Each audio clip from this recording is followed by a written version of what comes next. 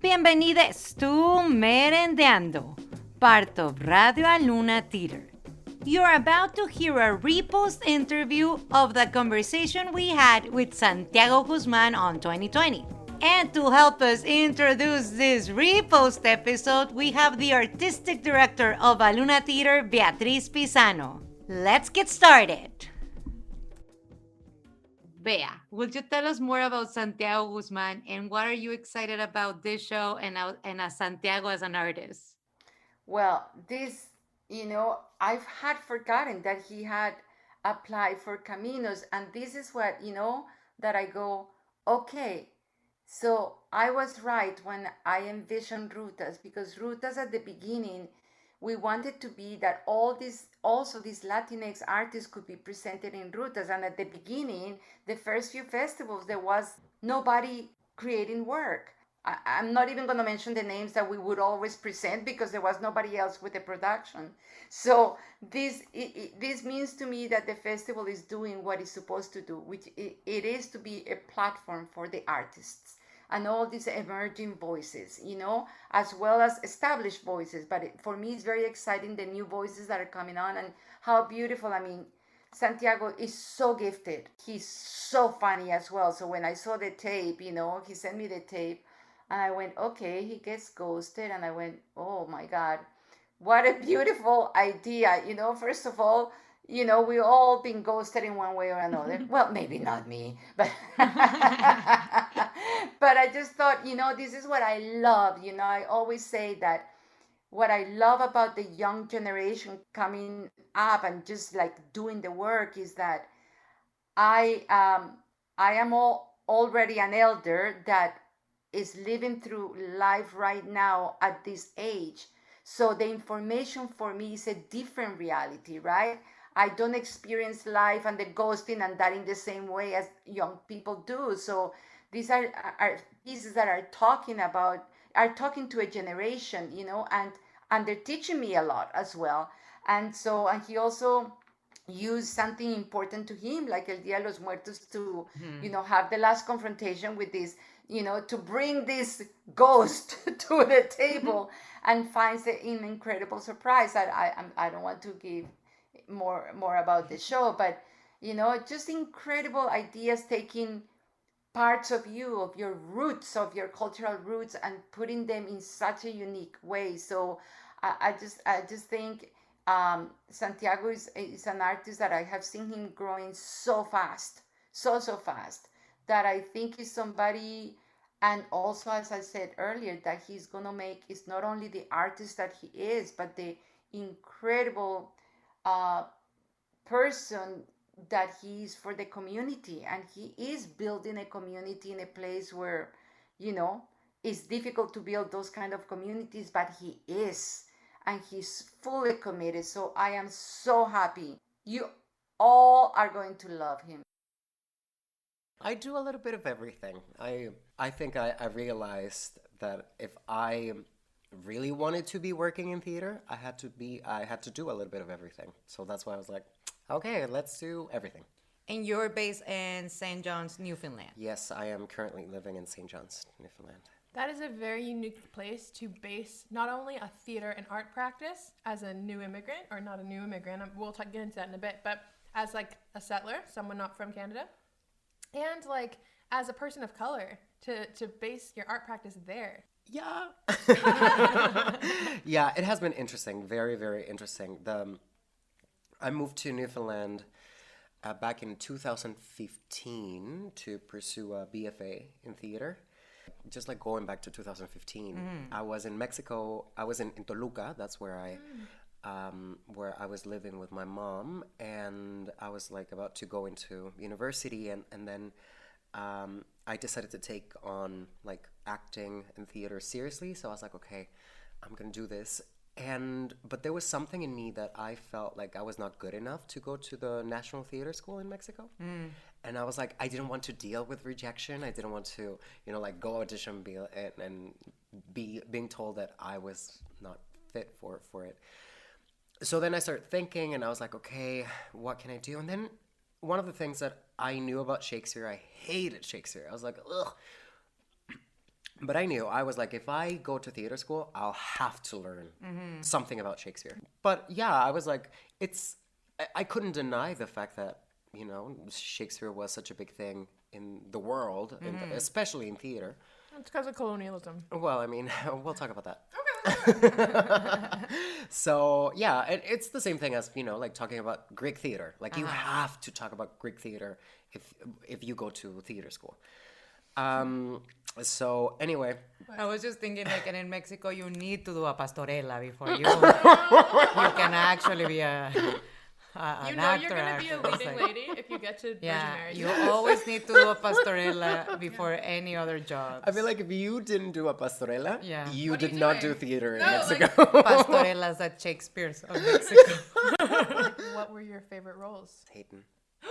Say It was my a favorite. fun one. It was the fun one. Well, funny enough, it was because of a pastorela that I was like, I think I can do this. That's how a lot of people start theater, yeah.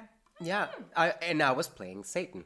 And I was like, I think I can do this. And you know what? It was because my dad, after the pastorela, so my dad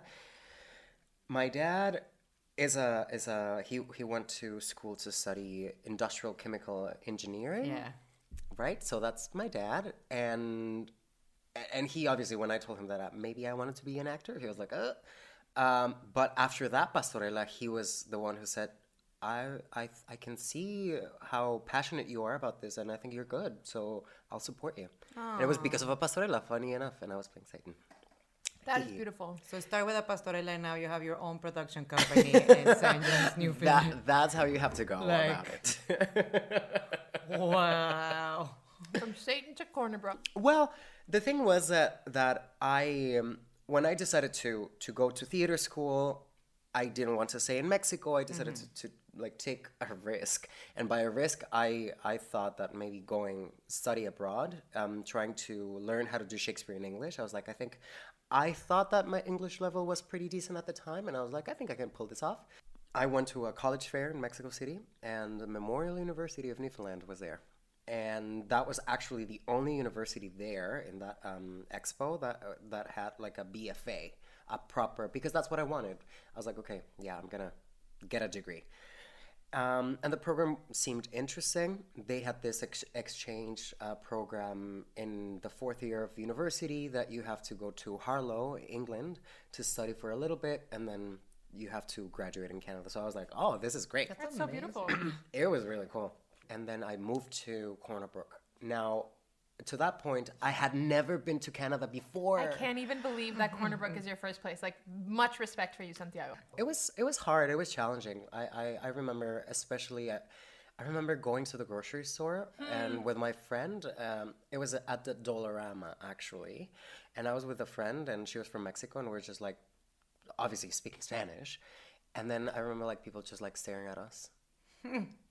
And then I remember like saying hello in English, and they were like, I was like, yeah, I speak English. Like, what you are saying, you can't understand what I'm saying, but I can speak to you if I want. Yeah. I had amazing friends though, and they were very supportive always, and they were like, Santiago, if you ever need groceries, if you ever need this, we'll give you a hand. And I was like, oh my God, thank you. So how did your connection with like the Toronto theater scene started when you were there? Hunger, girl. Hunger. I feel like Toronto's this beacon of like, wow, the art, wow, opportunity. I don't know if you relate to that, but I mean, I think it is. Well, yes, definitely. And of course, like, I want to be here. Now that I'm living here for a little bit, I'm like, should I move to Toronto? And I wouldn't say no. If the opportunity arises, I would, like, come here for sure. That's the main reason why I'm here at the moment. But I actually, because again, like, Newfoundland was my introduction to Canada. I had no idea about like the theater scene in Canada.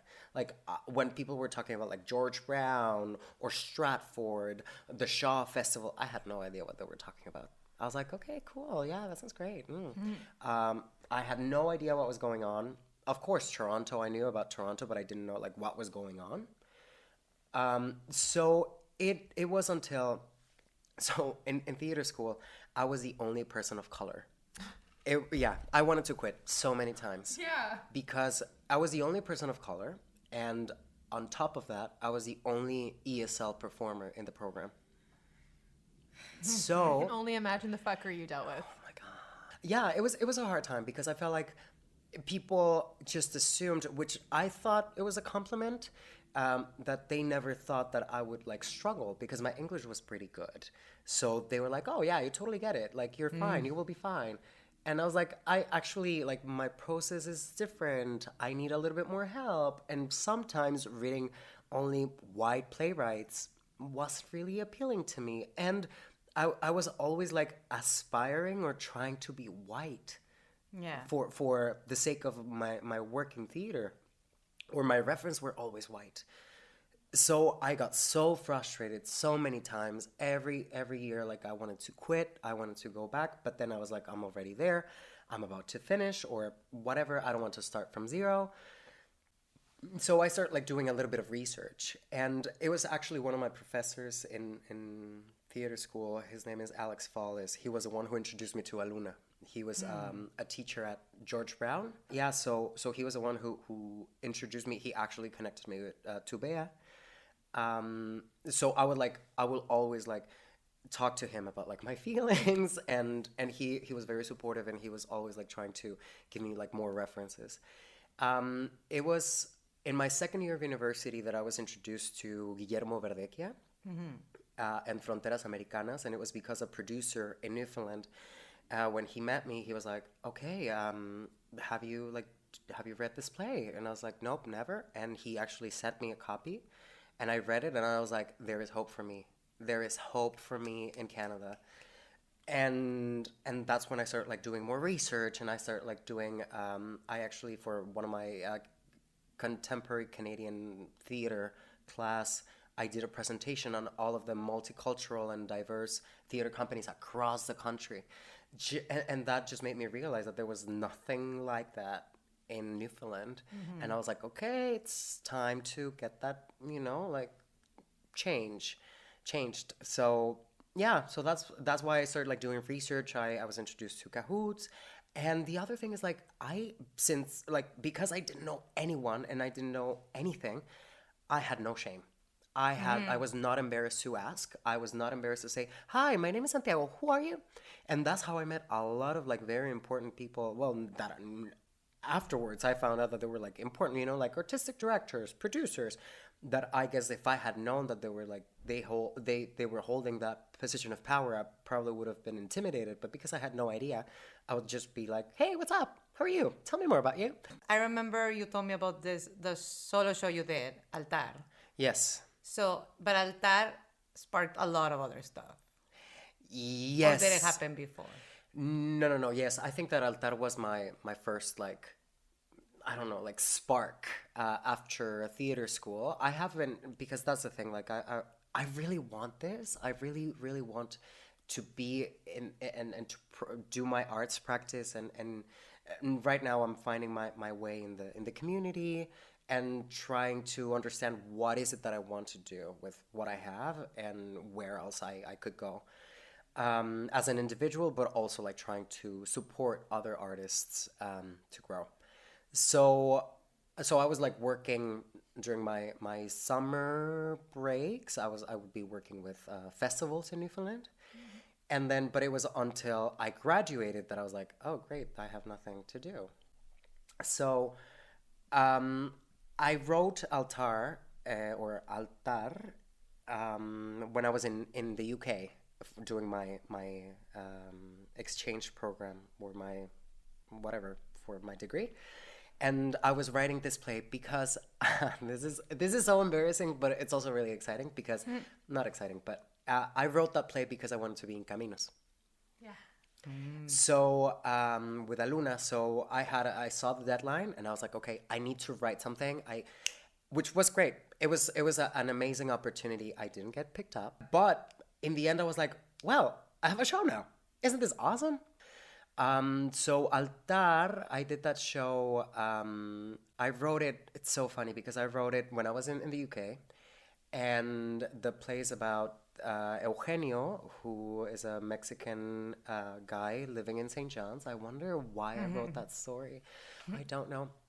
Anyway, it's about this guy who's going through a breakup, So he's trying to deal with the ghosting of his ex-boyfriend. So yeah, like he doesn't know how to deal with it, and he suddenly like realizes that maybe by setting up an altar, like in Dia de Muertos, he'll be able to summon his ghost. Honestly, I need a couple altars in my room right now. I want to see I it have now. a couple, TBH, but I need some for the heart. I love that it deals, like this character was like, what is the most Mexican way? Yeah, like what is the most Mexican? And that was the thing. Like I wanted to connect my experience in Newfoundland, but also like to give it like my own Mexican flavor. I just wanted to tell a story. I just wanted to share that. And so basically, he's in the middle of winter, and when like you usually feel lonely. And then he realizes while trying to set up this altar that he has also ghosted people, and that the show also speaks of how you disconnect from your home country when you're far away, and how you start losing relationships because of the same thing. How did audiences respond? Well, it was amazing. It was a one-man show, so it was me playing a bunch of characters. It was so special because I actually got my sister and my dad to record some audios that I had in the show. So man, just like being able to be on stage performing and just like hear their voices, I was like, it was a gift. It was like so beautiful. And because of the show, obviously, like I was speaking a lot of Spanish. And so my sister and my dad, everything they recorded was in Spanish. So it was, like I was like trying to recap that in English. And people thought that it was like very interesting because of that, because I was speaking Spanish. My show, of course, as everything I do, was very gay, very brown. And people really, really liked it. It was, people came to me after the show and they were like, Santiago, you're really funny. And I was like, I know. Like I was so surprised that people were like, you're funny. And I was like, well, I wanted to think that, but thanks. Yeah. And the producer, shout out to Patrick Foran, that gave me the copy of Fronteras Americanas after my show. He said, Santiago, you created your Fronteras Americanas. And to me, that was like meant like I'm just getting goosebumps. I literally almost just cried. Oh, no. I was like, wow, thank you. I just felt like I did something right. Again, like I just wanted to tell this story about ghosting. It was, and I am, the thing is that after I came back from my trip from England, my boyfriend ghosted me. Rude. Yeah, that was awful. He broke my heart. I cried so much. But I was like dealing with all of that. But in the end, it was funny because the show afterwards, it seemed that the show was about him, but it was not about him. When I was writing it, it was before he actually ghosted me. But anyway, so all of that success that I got with the show was not because of him breaking my heart, because I wrote the show before he ghosted me. No, nothing to do with him. Yeah, so you made those productions in that you wrote them, performed, and directed in several different ones. And then how did TODOS Productions come to be? Well, TODOS, when I was in the UK, I was like the busiest man alive because I was finishing my degree. I was getting ready for the show that I was going to go on tour, and I was writing Altar, but also I took this like entrepreneurial workshop course online. Why? I know. Because, like I thought that I was doing something smart, which... I'm sure you are. I mean, it was, at the time I was like, Santiago, why are you doing this again to yourself? But anyway, and it was about, because I really thought that the thing was going to help me with my immigration status in the country. That's what I understood the project was going to help me with. It did not. But anyway, out of that project, I developed TODOS Productions. That was how I started it. It was like a class. Then the same workshop had like this funding competition, and I won. So I got a little bit of moolah to actually like start the company. And then at the time, that was like after I was already in the festival with Altar. So I was like, okay, I'm gonna produce Altar with my company. So I did that, and then I started like thinking about like the future and what I wanted to do with that company. And I was like, okay, I got invited to curate a live magazine So that was amazing. And then I started looking for more and more things to do together with a company. Currently, I am hosting a writing mentorship with Robert Schaaf in Newfoundland. That it's the whole point of that mentorship is to encourage and provide a platform for emerging writers, diverse writers in Newfoundland. So can I ask, what, in your perspective, from your point of view, what is it like to be an artist, a racialized artist in Newfoundland? It's hard. It's great, but it's hard. It's really hard. It's great because obviously, I mean, there are not a lot of Santiagos. So, and also like in Newfoundland, like there are not a lot of like diverse artists. So it is like easier to be seen in that way. As you know, as it is easy to be doing groceries and just like having people staring at you. So that is good because I have received a lot of opportunities, but also I have proved that my talent and my work ethic and whatever my desire, my drive, and my artistic vision is taking me places. It's not only because I'm brown. So that is a good thing. The bad thing is that the lack of diverse community. It's so hard to feel like you're understood. Even though I have a lot of like amazing ally friends, it's not the same thing to feel like people get you. So it's hard and yeah, sometimes I feel really lonely. Again, like I try to be really positive all the time. So I try to create stuff with fellow diverse artists in the community, and that to me also like the work that I'm doing with TODOS is very like open in the sense that it's very welcoming, and it's not only for culturally diverse, but also like gender and identity, different abilities as well. So it's very like welcoming in that on that regard. I just want to help other people to do things that they want to do. I feel like this idea of home and what Mexico means to me now has changed over the years. Of course, like Mexico will always be my home country, but I don't feel like Mexico is home anymore. I feel St. John's is feeling a little bit more like home. And it's simply because of where my life is right now, where my work is, where my friends are. Yeah, that's where I feel like my life is at the moment. So Mexico now feels like where my family is, where my memories are, but that's it. So I do want to stay here in Canada simply because I can see future ahead of me. I can see, especially doing theater, doing film. I think that there is so much work to do. I am a true advocate for accessibility and diversity in Newfoundland, and I think there's a lot of work that we have to get done there.